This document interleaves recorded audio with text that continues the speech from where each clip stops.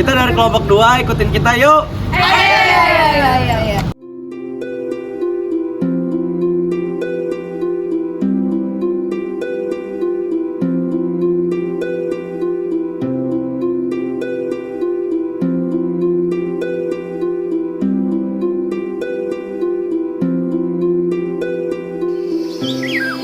Kita sering menganggap museum hanya sebagai tempat menyimpan benda-benda lama, padahal di balik setiap ruangan dan setiap koleksi tersimpan jejak manusia, gagasan, dan perjalanan sejarah yang membentuk kehidupan hari ini. Museum Banten hadir bukan sekedar sebagai tempat penyimpanan masa lalu, tetapi sebagai ruang yang menjaga ingatan dan mempertemukan sejarah dengan generasi sekarang. Ketika memasuki Museum Banten, yang ditemukan bukan hanya kumpulan benda bersejarah, tetapi juga cerita tentang kehidupan masyarakat pada masanya. Ya, jadi kita berada sekarang di pamerannya. Ini merupakan museumnya dari bisa dibilang aristokratnya Banten, yaitu Jaya Diningrat, dan dimana keturunan-keturunannya itu menghasilkan beberapa tokoh penting seperti Gubernur Batavia atau Gubernur Jakarta eranya Republik Indonesia Serikat, dan juga ada penulis historiografi modern yang ada di Indonesia.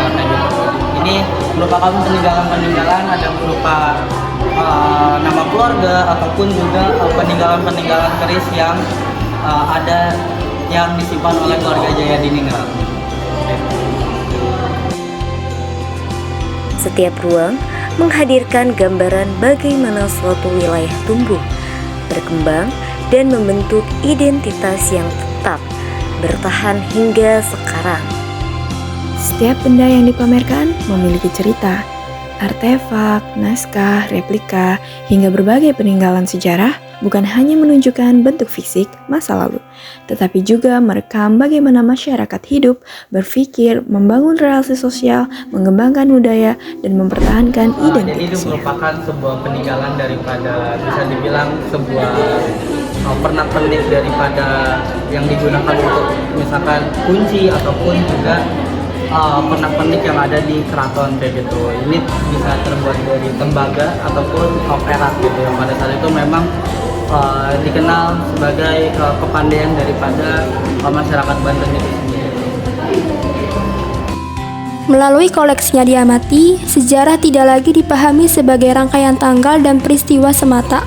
Benda-benda tersebut memperlihatkan bahwa sebuah peradaban dibangun melalui aktivitas sehari-hari, pengetahuan, kepercayaan, serta kemampuan masyarakat dalam menghadapi perubahan zaman.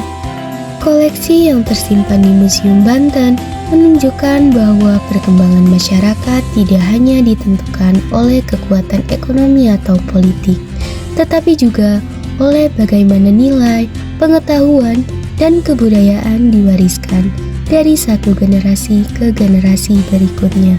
Di balik benda-benda yang tampak diam, terdapat nilai yang masih relevan hingga hari ini.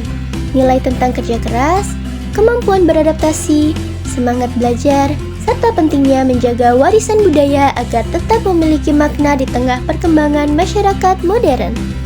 Dari sini terlihat bahwa sejarah bukan sesuatu yang selesai, melainkan terus hidup melalui ingatan dan pelestarian.